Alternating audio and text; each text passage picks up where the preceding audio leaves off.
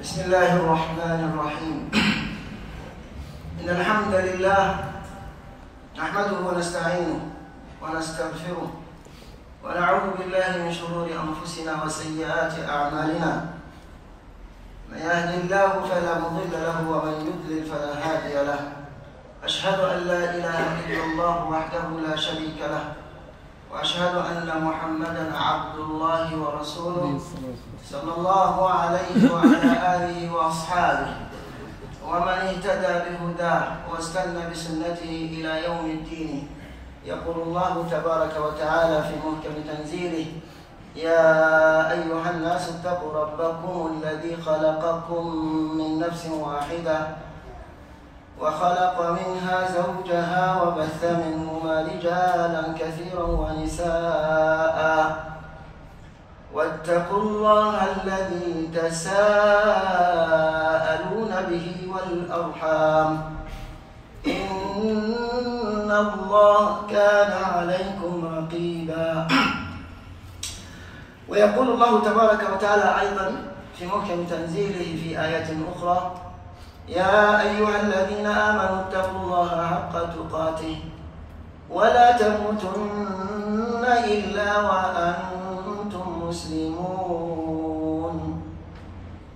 ويقول في آية ثالثة: يا أيها الذين آمنوا اتقوا الله وقولوا قولا سديدا يصلح لكم أعمالكم ويغفر لكم ذنوبكم ومن يطع الله ورسوله فقد فاز فوزا عظيما. أما بعد، يا عباد الله، بهذه الآيات الثلاثة نبدأ خطبتنا، ألا وإن عنوان الخطبة هو أن الإسلام دين يسر ولكن ليس دين تهاون. هناك فرق بين اليسر والتيسير والتهاون والإلهاء. فالإسلام في الجانب الأول لا في الجانب الثاني. ولذلك فإن رسول الله صلى الله عليه وسلم يقول في حديث: الإسلام يسر ولن يشاد الدين أحد إلا غلبه. إن هذا الدين يسر ولن يشاد الدين أحد إلا غلبه. هذا دلالة على أن دين الإسلام دين يسر. فإذا شدد أحد الناس أهل المسلمين الدين فإنما تشديده يكون عليه هو لا على غيره. وقد قال الله تبارك وتعالى: ولقد يسرنا القرآن للذكر فهل من مدكر. يعني يدعو الناس على أن يتذكروا، أن يقرأوا القرآن بتدبر وتذكر. هذه الآيات والأحاديث موجودة، ولكن ليس معنى ذلك أن المسلم يجعل نفسه متتبع السهولات ومتجنب الصعوبات، وإن كان تلك السهولات يؤدي إلى إفراغ حقيقة الدين، وكان تلك الصعوبات هي في حقيقة الذات. يا عباد الله، اتقوا الله واعبدوا الله حق عبادته. واعلموا أن الإسلام هي واقعية، وواقعية الحياة فيه يسر وشدة، فيه الأموال. الإسلام دين عدل، دين يدعو إلى العدل ويدع العدل، وكل أمره عدل، يعدل بين اليسر والعسر. في أمور فيه يسر وفي الأخرى فيه عسر، فعلى المؤمن أن يتقبل الإسلام. هذا هو الإسلام. بعض الناس يظن أنه طالما أنه مسلم، طالما أنه مسلم أموره كلها تصلح وخلاص، وليس عليه أن يكد في حياة الدنيا وأن يجتهد وأن يكابد الصعوبات. بل قلت إن ذلك حقيقة الحياة. الحياة حقيقة أنك تكابد، أنك تصابر، وهذا هو معنى الصبر. التحكم على المشاعر في الصعوبات. هذه هي الحياة، والإسلام يحاكي ذلك، ديننا يحاكي ذلك. فإذا من الجنون أنك تريد حياة يسر، وأنك تريد تدين ليس فيها تعب، وأنك تطلب شيئا في حياتك دينية ليس فيها مشقة. هذا ما يمكن أبدا. ولذلك عندما نقرأ القرآن نجد الصالحون من عباد الله من الذين سبقونا كانوا قد عاشوا كل الويلات، من لدن صحابة رسول الله صلى الله عليه وسلم ومن قبله ومن بعده، قصص كثيرة. القرآن قد جاء ببعدها، وقد ترك بعدها للقصاص يقصون هكذا. Après le salut à Allah et à son messager Muhammad sallallahu alayhi wa sallam, notre khutbah d'aujourd'hui, c'est que l'islam est une religion de facilitation, n'est pas une religion de délaissement. Ça veut dire que, comme on l'a lu dans les hadiths et les versets qui ont suivi, que le prophète sallallahu alayhi wa sallam a dit, cette religion est une religion de facilité. N'importe quelle personne qui se la rend difficile, ça lui sera difficile. Également, Allah Ta'ala dit dans le verset du Coran, nous avons facilité le Coran pour celui qui veut se rappeler. Y a-t-il quelqu'un véritablement qui veut se rappeler? Ça veut dire qu'il appelle les gens vers l'étude du Coran et la méditation pour comprendre. On voit que tout cela démontre la facilité dans l'islam. Mais ceci ne veut pas dire que l'islam est une religion qui délaisse les individus, les personnes. Non. Ça veut dire tout simplement que l'islam est une religion de pragmatique, de pragmatisme. L'islam est pragmatique. L'islam est pragmatique comme la vie elle-même. Cette vie n'est jamais une vie facile. Et tout le monde le sait. Puisque l'islam, c'est justement les règles générales de la vie, et que la vie est difficile, donc il y a la difficulté de l'islam. Certaines personnes pensent que s'ils sont musulmans, ils doivent rencontrer que de facilité dans leur vie. Et que quand ils vont invoquer Allah, qu'il va accepter leur invocation, pour eux ça veut dire qu'il a accepté, veut dire qu'il va résoudre le problème dans lequel ils se trouvent et qu'il va résoudre les difficultés, enlever les difficultés qu'ils ont. Si c'est ça l'idée de quelqu'un, qu'il sache qu'il s'est trompé. Que c'est pas ça l'islam. Si c'est ça qui fait qu'il est devenu musulman, eh bien, il s'est trompé de religion donc. L'islam, c'est la vie. La vie n'est pas simple. Elle est difficile. Donc, dans l'islam, il y a de la difficulté. L'islam, c'est la justice. La justice, c'est la justesse qui équilibre entre les deux. C'est la vie en équilibre. Il y a la difficulté dans certaines choses, d'autres il y a la facilité. Et les deux vont aller ensemble pour trouver l'équilibre de la vie, de la religiosité. Si nous pensons cela, que c'est de la facilité, et que quand on est musulman ou quand on est pieux, les choses sont faciles pour nous, regardons dans l'histoire de nos aïeux prédécesseurs, ce qu'ils ont vécu et les difficultés qu'ils ont trouvées dans leur pratique de la religion. Nous prenons l'exemple des compagnons du prophète sallallahu alayhi wa sallam, de ceux qui sont avant eux, qui les ont précédés, et de ceux qui sont après. Les pieux ont subi beaucoup de choses. Le Coran en a amené certains. Les hadiths en ont amené d'autres. D'autres ont été laissés pour ceux qui racontent les histoires. On dit, le prophète d'Allah tabaraka wa ta'ala, Zakaria, le père de Yahya, alayhi salam, a été scié. On sait ce que c'est scié? Coupé avec une scie dans sa tête jusqu'à ce qu'il est coupé en deux. Les deux de ces parties sont tombées chacun de son côté. Celui-là, c'est le messager d'Allah, le prophète, père de prophète. Si votre dévotion et votre foi vous épargnent des difficultés de la vie, est-ce que vous êtes plus pieux, dévoué, plus que Zakaria, alors qu'il a subi ça? Allah tabaraka wa ta'ala dans beaucoup de versets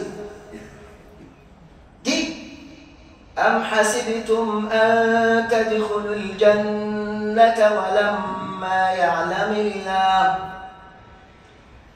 ولما يعلم الله الذين آمنوا منكم ولما يعلم الله الذين جاهدوا منكم ويعلم الصابرين. Am hasibtum, vous pensez rentrer au paradis comme ça et qu'Allah tabaraka wa ta'ala n'a pas défini, concrétisé, ne vous avez pas fait subir les circonstances dans lesquelles votre réalité va se concrétiser jusqu'à ce que vous soyez distingués des combattants de ceux qui ne combattent pas, parmi les combattants de ceux qui ne combattent pas. Et Allah Ta'ala dit encore: وَلَنَبْلُوَنَّكُمْ حَتَّى نَعْلَمَ الْمُجَاهِدِينَ مِنكُمْ وَالصَّابِرِينَ وَنَبْلُوَ أَخْبَارَكُمْ. Nous allons vous éprouver. Quand on dit éprouver, ce n'est pas le châtiment. Nous allons vous mettre en épreuve. Épreuve veut dire, vous allez rentrer dans des circonstances difficiles. Et ce sont ces circonstances difficiles qui vont faire éclater votre bonté, ou bien ça va vous faire chuter. C'est une épreuve, comme on le dit, soit tu échoues ou tu réussis. Comme un élève qui va aller faire une épreuve d'examen, nous sommes tous comme ça dans cette vie. Et c'est ça véritablement la vie en soi. C'est ça la vie. Donc, il a dit, nous allons vous éprouver jusqu'à ce que celui qui est le combattant va distinguer de celui qui ne l'est pas. Et nous allons également éprouver votre histoire. Votre histoire qu'on va éprouver, ça veut dire qu'on va la éclaircir et on verra qui vos traces, ce que vous serez, ou bien ce que vous avez été après votre mort. C'est ça l'histoire qu'on raconte des héros. Voici, vous êtes héros, ou vous ne l'êtes pas, ou vous êtes lâche. Et Allah Ta'ala dit encore, à propos des gens qui nous ont précédés: Am hasibtum an tadkhulul jannah walamma ya'tikum mathalul ladhina khalaw min qablikum massathumul ba'sa'u wad-dharra وزلزلوا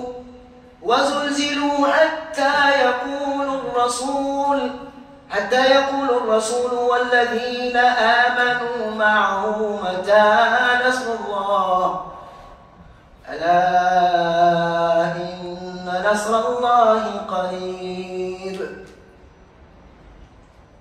أم حسبتم أن تدخلوا الجنة. Vous pensez rentrer dans le paradis? ولما يأتيكم مثل الذين خلوا. Alors que, avant que l'exemple de ceux qui vous ont précédés ne vous est arrivé, Qu'est-ce qui est arrivé aux gens qui nous ont précédés?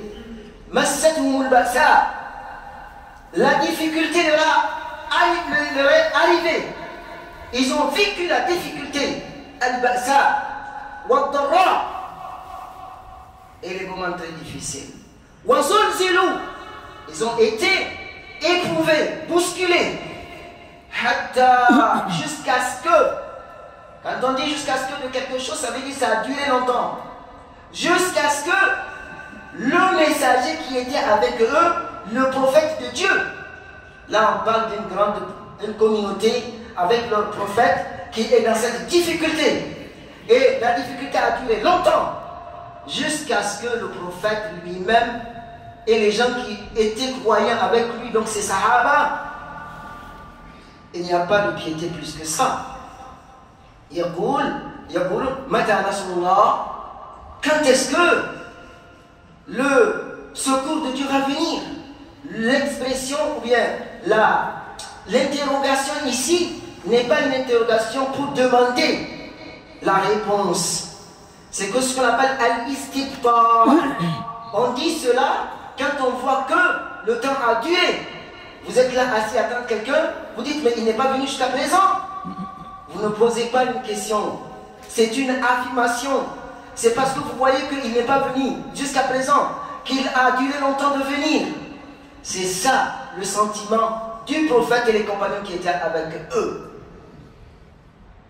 Jusqu'à ce qu'eux-mêmes ont fini presque, ils vont perdre l'espoir. Ils n'ont pas perdu l'espoir, mais jusqu'à ce que presque ils vont perdre l'espoir. Des gens qui ont telle croyance, ça démontre la difficulté et l'ambiguïté dans laquelle ils se trouvent et le temps que ça a pris. Je voudrais dire ça pour donner exemple aux musulmans qui pensent que dès qu'il y a un petit problème qui leur arrive, ils se prennent en désarroi. Et ils veulent que ça parte tout de suite parce qu'ils sont musulmans. Certains vont aller même dire, mais attendez, mais moi je fais ma prière tous les temps. Mais pourquoi ça? Et d'autres disent, mais regarde, lui il est musulman, mais telle chose et telle chose lui arrive. Donc ce n'est même pas la peine que je devienne musulman parce qu'ils ont la conception de l'animisme à l'égard de l'islam. Les animistes donnent des offrandes à leur divinité pour que, en contrepartie, c'est un marché, pour que cette divinité-là les protège contre les difficultés. L'islam, c'est pas ça. Le paradis que Allah nous donne, ce n'est pas en contrepartie de nos œuvres. C'est un acte de bonne volonté. Sinon, si Dieu, il monnaie nos comportements, nos actes que nous faisons par rapport à ce que lui nous a fait, je crois que ne reste que l'œil, le bienfait de l'œil, nos actes ne peuvent pas, nos prières ne peuvent pas le payer. À plus forte raison, il nous donne des récompenses après.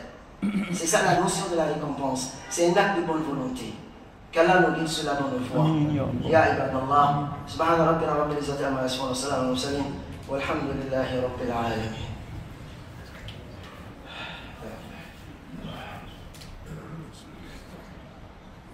Bismillah wa salatu wa salamu ala rasulillah sallallahu alayhi wa ala alihi wa sahbihi wa sallam tasliman kathira. Alhamdulillahi rabbil alamin.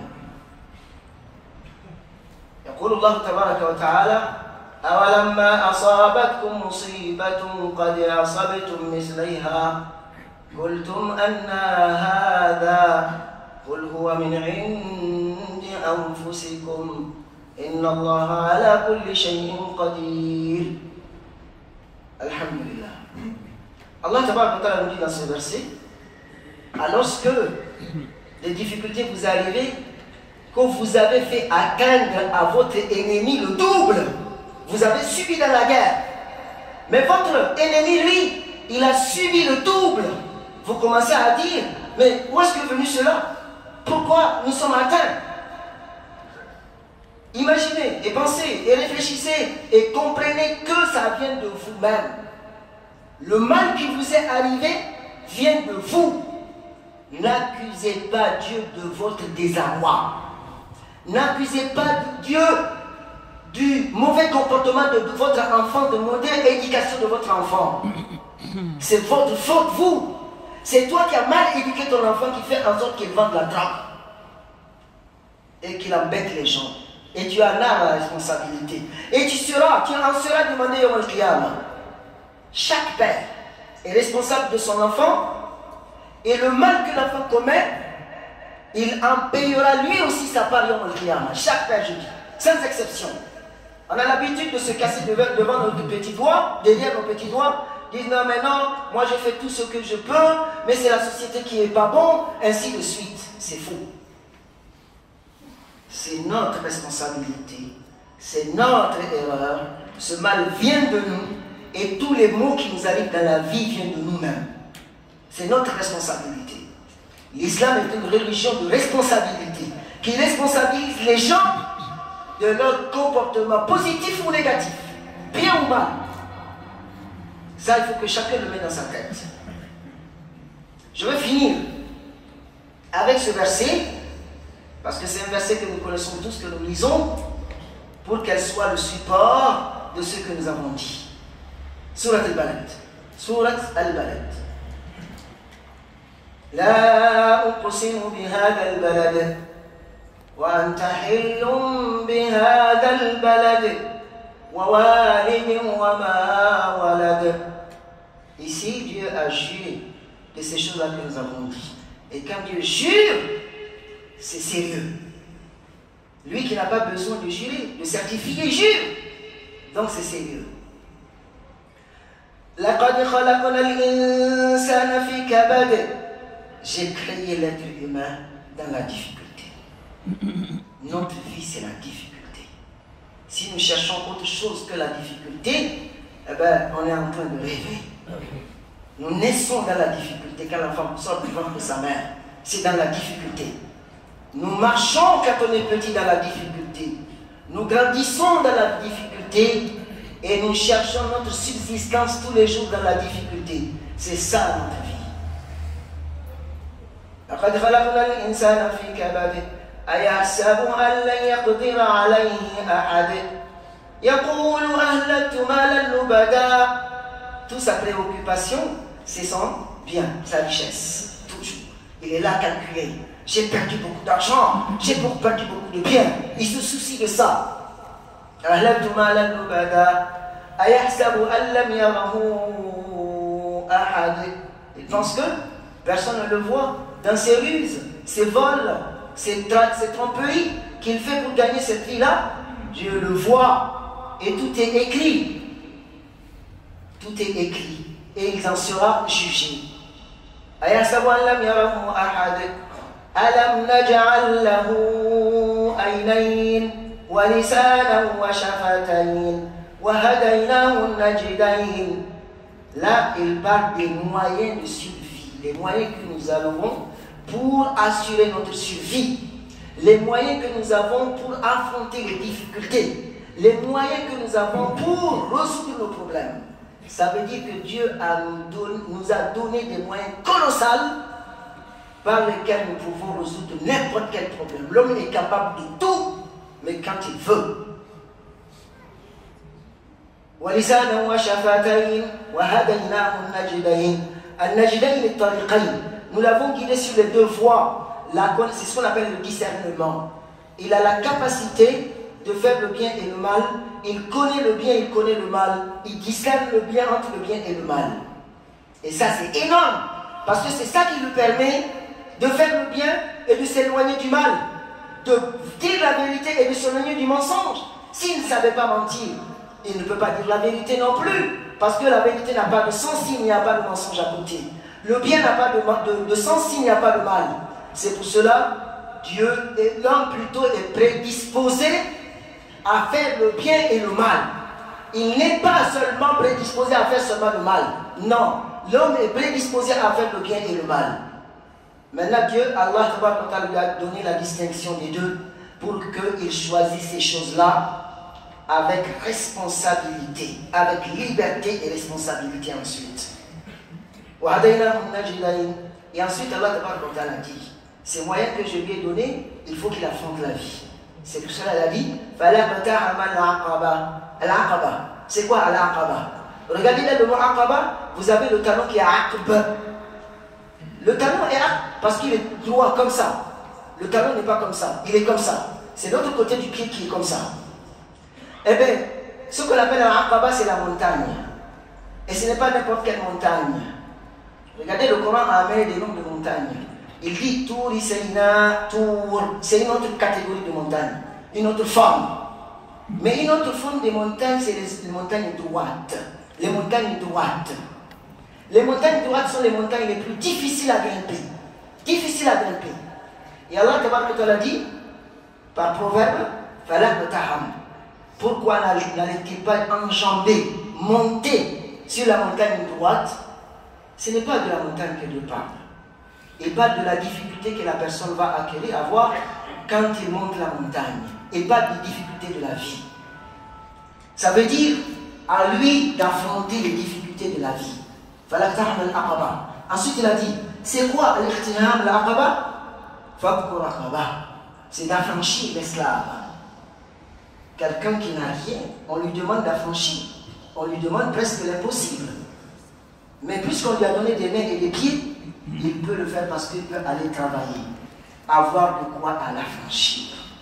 Parce que c'est avec l'argent qu'on l'affranchit.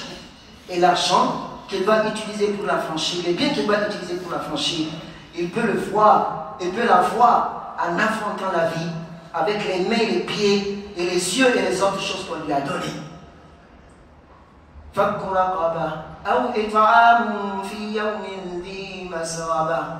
Ou bien de nourrir une personne pauvre, nécessiteuse, dans une circonstance de famine. Toi-même, dans les circonstances de famine, tu as faim. Et le peu que tu as, on te demande de donner aussi à l'autre. Quelle difficulté. Donc, c'est ça comme s'il monte la montagne difficile, parce que toutes ces choses-là sont difficiles dans ces circonstances-là qui se passent. أو إطعام في يوم ذي مسغبة يتيما ذا مقربة أو مسكينا ذا متربة ثم كان من الذين آمنوا وتواصوا بالصبر وتواصوا بالمرحمة. Mais tout ça ne serait valide que quand il est croyant. Il est croyant et il est juste. Voilà en grosso modo ce que ce verset nous enseigne de ce qui est notre réalité de la vie. Donc l'objectif c'est de dire l'islam est une religion qui facilite, mais pas n'importe quelle facilité.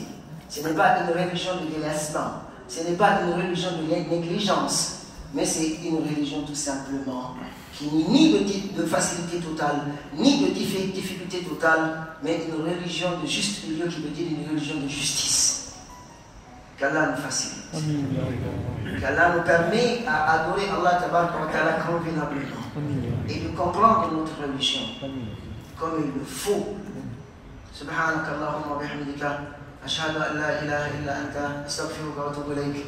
اللهم اغفر لنا ذنوبنا وقنا عذاب النار واهدنا على صراطك المستقيم وتب علينا إنك أنت التواب الرحيم برحمتك يا أرحم الراحمين. يا حي يا قيوم برحمتك نستغيث يا رب العالمين. نسألك بأسمائك الحسنى وبصفاتك العلى الذي إذا سألت بها أجبت. اللهم أن تثبت علينا أمنك يا رب العالمين وسلامك يا رب العالمين في بلادنا وفي جميع بلاد المسلمين يا إلهنا ويا ربنا. اللهم انصر إخواننا المجاهدين في كل مكان يا رب العالمين. سبحان ربنا رب العزة عما يصفون والسلام على المرسلين والحمد لله رب العالمين. قوموا إلى صلاتكم يرحمكم وإياكم الله.